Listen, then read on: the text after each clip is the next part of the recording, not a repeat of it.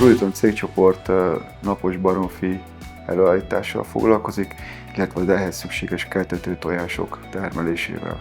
Összesen tavaly évben 45 millió napos csübét, napos jércét keltettünk és értékesítettünk, ebből 7 millió magyar üzemben kelt ki. Célpiacunk és partnereink a rétkés tojást előállító, illetve húscsirkét termelő vállalkozások.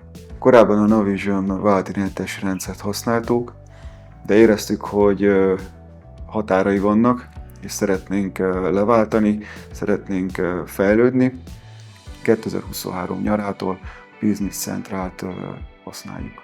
Én korábban azt láttam problémának, hogy minden részlegünk külön rendszereket használt. A termelésben leginkább Exceleket használtak, az értékesítés használt egy saját rendszert, a termeléstervezés egy másikat, és a könyvelés, pénzügy, számvitel egy sokadikat. Ma odáig eljutottunk, hogy gyakorlatilag a termelés berögzíti az adatokat, ezekkel az adatokkal dolgozik a termeléstervezés, hasonló a folyamat a kereskedelmi oldalról, a kereskedők berögzítik a megrendeléseiket, és a legvégén, amikor az áru elhagyja a termelőegységünket, a számla a Business Centralból kerül kiállításra.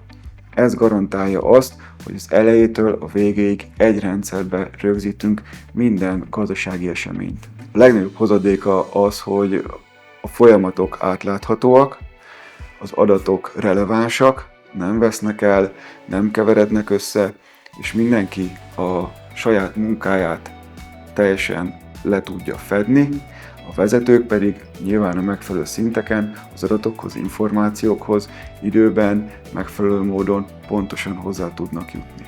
Pluton csoportszinten tervezte bevezetni a Business Centralt. Elsőként a Pluton Hungary Kft. Indult el ezen az úton, és vezettük be.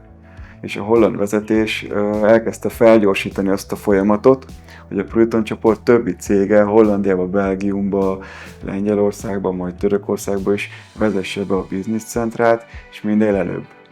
A Business Central megbízhatóságára alapozva mindenképpen szerettünk volna egy olyan rendszert bevezetni, ami a cégben dolgozó kollégákat nyilván a megfelelő szinten kiszolgálja olyan információkkal, ami számukra gyorsan feldolgozható, áttekinthető és segíti a munkájukat a mindennapi döntések meghozatalában.